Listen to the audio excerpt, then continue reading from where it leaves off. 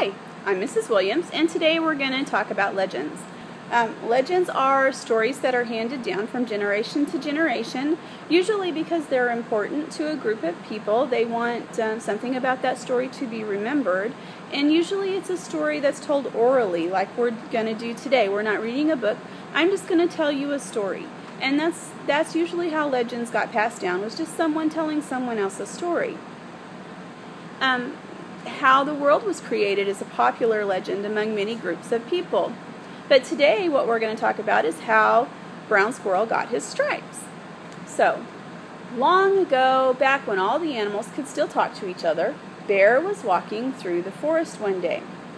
And it was a good day, and he's walking, and he said, "I am Bear. I am the biggest of all the animals in the forest. Yes, I am. I am Bear. I am the strongest of all the animals in the forest. Yes, I am. I am Bear. I am the loudest of all the animals in the forest. Yes, I am. I am Bear." Now, Brown Squirrel had been listening to all of this, and he said, "Really, Bear? Can you really do anything? Anything at all?" "Of course I can," said Bear. "I can do anything. I am Bear." "Can you stop the sun from rising?" said Brown Squirrel. "Well, of course I can," said Bear. And he turned to face the west, where the sun makes its home in the evening. He sat up straight and tall, and he said loudly, "Sun, do not come up in the morning." And the sun went down behind the trees. "You see," said Bear, "he is running away from me. He is afraid of me." "Will the sun come up tomorrow?" said Brown Squirrel. "Of course it won't," said Bear. All night, Bear and Brown Squirrel waited up, and they sat in the forest. They faced east, where the sun makes its home in the morning. And they waited because they all wanted to see who was right. And everyone in the forest gathered around them. Fox and wolf, moose and deer, rabbit and porcupine, hawk and owl, otter and beaver, frog and turtle, they all showed up, even the mice. All through the night, Bear said, "Sun will not come up in the morning." Ha! And all through the night, Brown Squirrel said, "Ooh, the sun is coming up in the morning," so that it sounded something like this. "Sun will not come up in the morning." Huh. "Ooh, the sun is coming up in the morning." "Sun will not come up in the morning." "Ooh, the sun is gonna come in the morning." Now all the animals were waiting and watching to see who would be right.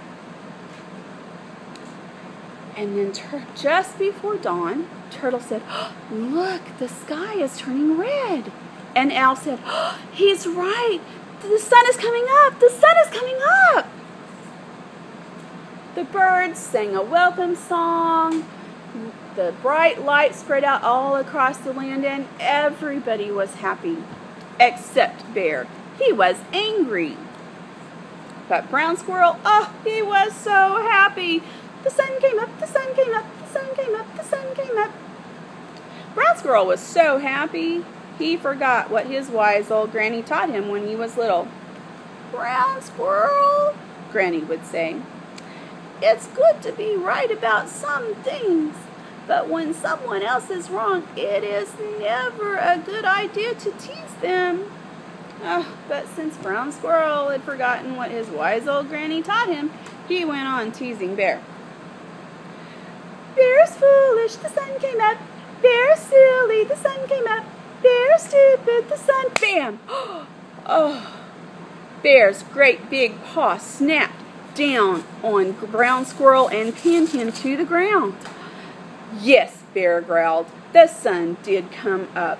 Bear does look foolish, but Brown Squirrel will never live to see another sunrise."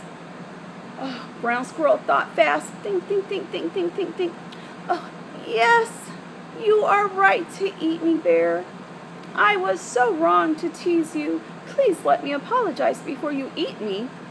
"Yes," said Bear, "I want you to apologize. It is right that you apologize to me." So Bear lifted his paw, bing, bing, bing, bing, bing.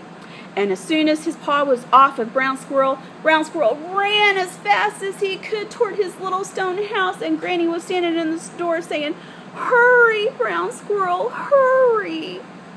Brown Squirrel dove for his door, and as he sailed through the door, Bear's sharp claws snapped down and dragged down his back from the top of his head to the tip of his tail.